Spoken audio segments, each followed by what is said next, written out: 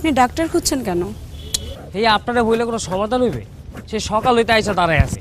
Doctor hour কথা, মগো গ্রামে ৩-৪ জন ডাক্তার আসবে, মেডিকেল ক্যাম্প বসাবে। লঞ্চ ঘাটে আসছে, মানুষ নামে আর নামে, ডাক্তার তো নামে না। ডাক্তাররা তো মানুষই, আপনি তাদেরকে আলাদা করে কিভাবে চিনবেন? এটা কোনো কথা?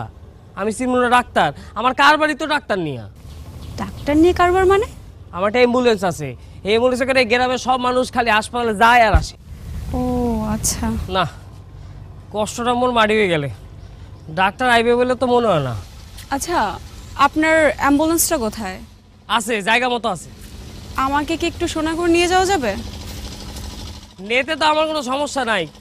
সোনাগড় আপনি যাবেন কোথায়? এই যে ফরিদ স্যার আছেন না, ওনার বাড়িতে। ফরিদ স্যারের বাড়ি যাবেন? ফরিদ স্যার আপনার কেডা হয়? আমার ওনার বাড়িতে যাওয়ার কথা, আমি একজন ডক্টর।